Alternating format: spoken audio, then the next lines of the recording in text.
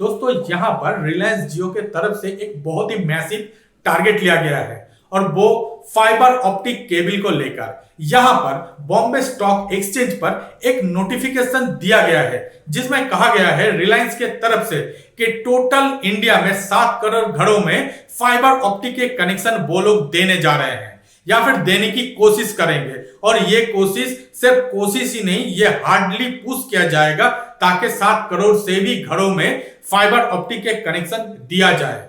अब दोस्तों ये 7 करोड़ फाइबर ऑप्टिक कनेक्शन देने के लिए 3 कंपनी को चुना गया है। आप लोग जानते ही हैं कि पहला कंपनी तो ऑब्वियसली जियो फाइबर है, जिसके तहत कहा गया है कि 2 करोड़ से भी ज्यादा घरों में वो अपना फाइबर ऑप्टिक कनेक्शन देंगे।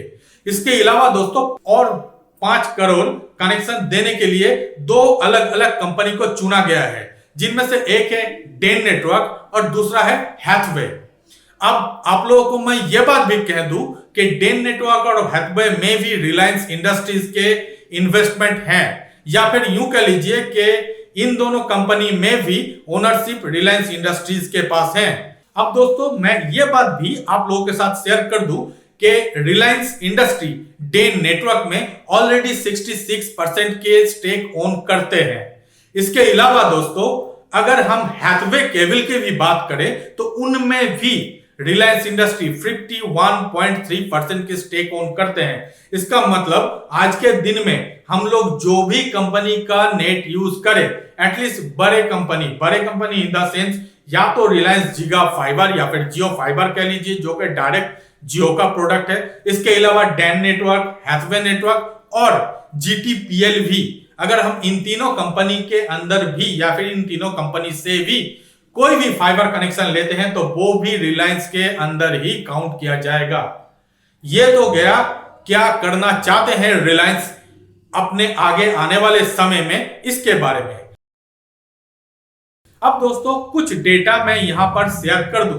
हालांकि आप लोगों को मैं बता दूं रिलायंस के जियो फाइबर ऑलरेडी 1 साल से भी ज्यादा टाइम हो गया है कॉमर्शियली लॉन्च करते हुए या फिर कमर्शियली लॉन्च किया हुआ, लेकिन पिछले जनवरी 2020 में जो फिगर निकल कर आए हैं उसमें कहा गया है या फिर बताया गया है कि 8.4 लाख कस्टमर ही अभी तक जुड़ पाया है रिलायंस जियो फाइबर नेटवर्क के साथ।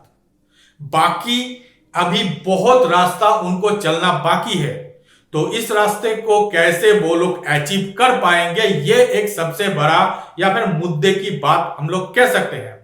दोस्तों यहां पर जो बातें कहा गया है वो ये कि 2 प्रॉब्लम आ रहा है रिलायंस जियो फाइबर के साथ।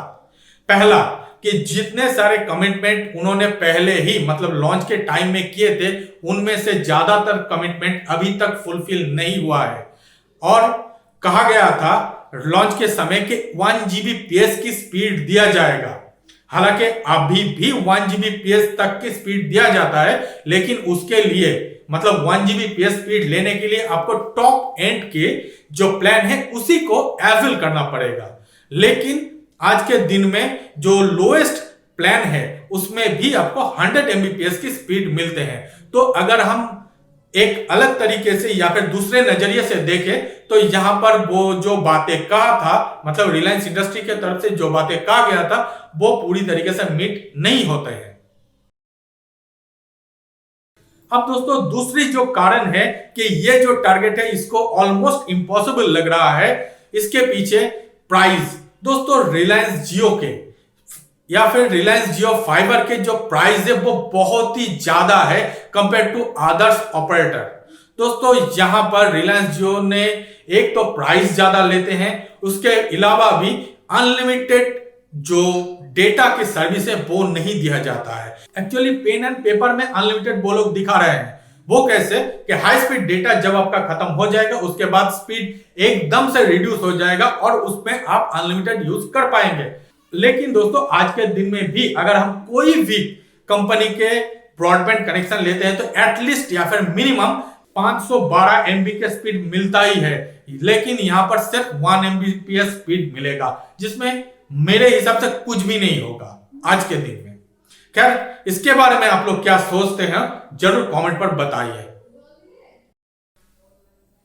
अब दोस्तों मैं क्या सोचता हूं ये पूरी घटनाओं के ऊपर। अगर रिलायंस जियो फाइबर को वाकई में 2 करोड़ से भी ज्यादा हाउस होल्ड में कनेक्शन देना है तो इसके लिए उनको पहला तो प्राइस ड्रॉप करना पड़ेगा और बाकी जितने भी ऑपरेटर हैं उनके तरीके से अनलिमिटेड प्लान लाना पड़ेगा, तभी जाकर शायद ये जो अचीवमेंट है ये कर पाए। लेकिन मेरे हिसाब से ये अचीवमेंट करना ऑलमोस्ट इम्पॉसिबल है, क्योंकि बाकी भी बहुत सारे ऑपरेटर हैं जो कि लोकली काम करते हैं। अब उनके भी कुछ एक आध कस्टमर है, उसको कैसे, मतलब वो जो कस्टमर है उनको कैसे ये जियो ओवरटेक करेगा, ये देखने वाली बात होगी। हाँ, एक बात हो सकता है कि जियो छोटे छोटे जितने भी सारे ऑपरेटर हैं उनको खरीद ले, तो बात तो अलग है, वरना कंपटीशन में जाकर जियो अगर 2 करोड़ से भी ज्यादा लोगों को कनेक्शन देंगे, ये सोचने में ही थोड़ा सा मतलब अलग तरीके की फील आते हैं। अब दोस्तों जियो कर क्या सकता है 2 करोड़ अचीवमेंट करने के लिए? तो दोस्तों प्राइस ड्रॉप कर सकता है, ये एक सबसे आसान वाला रास्ता है, और अनलिमिटेड प्लान भी देना होगा, ये दोनों चीज तो करना ही होगा। इसके अलावा भी जितने सारे चीज जो कि जियो अभी तक डिक्लेयर नहीं करते हैं, जिसके बारे में मैंने ऑलरेडी वीडियो बनाकर आप लोगों को बता दिया है कि ओटीटी कंटेंट देखने के लिए क्या क्या आप लोगों के पास दिक्कत आएगा, उन सारे चीजों को भी जियो को फिक्स्ड करना पड़ेगा, तभी जाकर हो सकता है। क्योंकि जियो जब लॉन्च हुआ था तब कहा था कि आप लोग सिर्फ और सिर्फ डेटा की पैसा दोगे, बाकी और किसी भी चीज के लिए आपको पैसा या फिर पेमेंट नहीं करना पड़ेगा। लेकिन आज आपको हर एक चीज के लिए पेमेंट करना ही पड़ रहा है, चाहे आप डायरेक्ट करो या फिर इनडायरेक्ट। तो इन सारी चीजों को भी एक एक करके अगर वो लोग ठीक करेंगे या फिर इसको सुधारेंगे, तब शायद 2 करोड़ के आसपास अपना कनेक्शन ले जा सके। लेकिन फिलहाल जो कंडीशन आज के दिन में है, इसको देखते हुए तो ये पॉसिबल नहीं है, ऐसा ही मुझे लगता है। बाकी इसके बारे में आप लोग क्या सोचते हो जरूर कमेंट करके बताइए, और आज के दिन में जियो फाइबर के जो प्राइस हैं उसके अंदर आप लोग क्या लेना प्रेफर करोगे, ये भी जरूर कमेंट करके बताइए। तो दोस्तों ये गया जियो के बारे में इंफॉर्मेशन।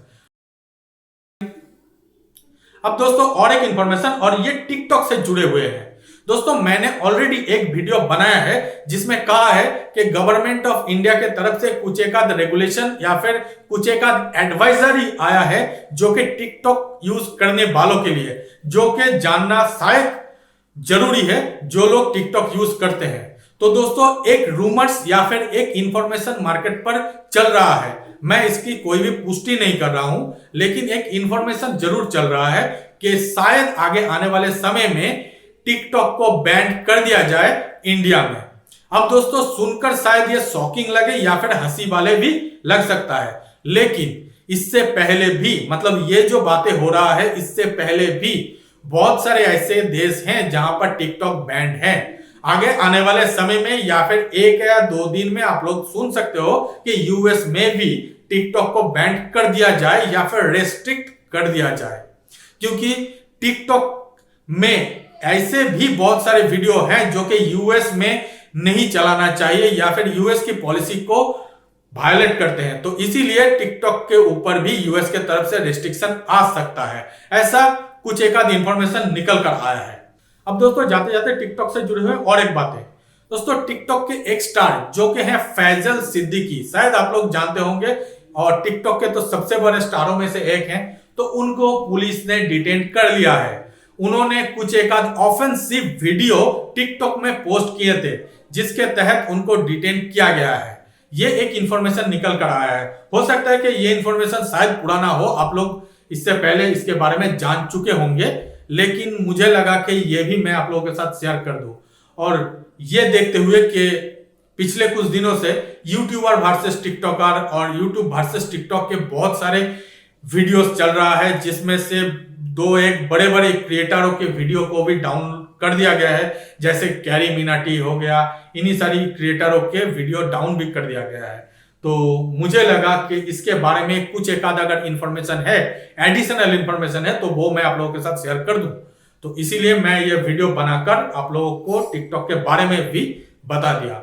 उम्मीद करता हूं ये सारी इंफॉर्मेशन आप लोगों को अच्छा लगा होगा। अगर अच्छा लगे तो हमारी वीडियो को लाइक कर दीजिए, अपने दोस्तों के साथ इसको शेयर कर दीजिए और हमारे चैनल को सब्सक्राइब जरूर कीजिए। तो मिलते हैं अगले वीडियो में, तब तक के लिए धन्यवाद।